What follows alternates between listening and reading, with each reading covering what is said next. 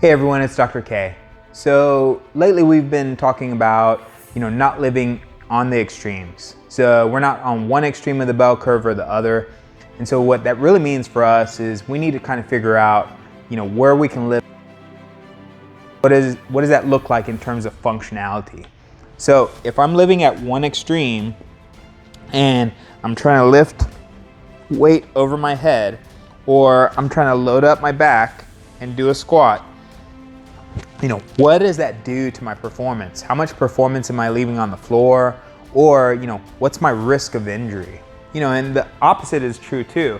So if I'm, totally, extended in this position, and I'm trying to press overhead, definitely loading my low back.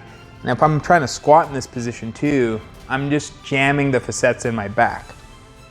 So there's no advantage. You're basically just running the gambit of developing some sort of overuse down the road, or you're leaving performance on the floor. You're not progressing past your PRs, your plateaus.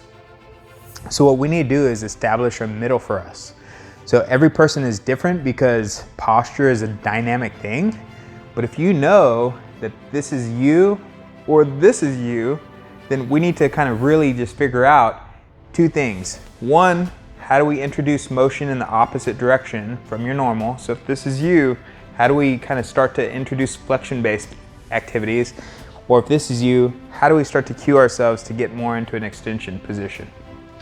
The other thing we really need to do is, take a spine-first approach.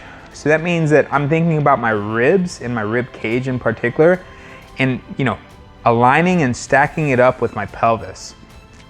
So, if I'm thinking about it, I have a belt buckle, on my pants, my belt buckle should not be pointing towards the ceiling, and it should not be pointing towards the floor.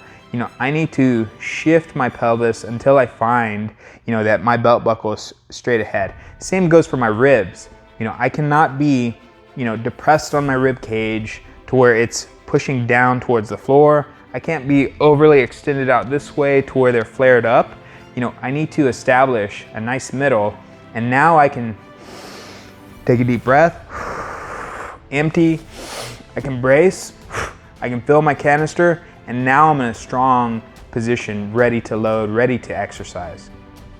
So I really want you to take a step back, think about some of those kind of cues, and find your own middle. Don't live on the extremes, but find your middle. Let me know if you have any questions on this. Stay strong, inspire others.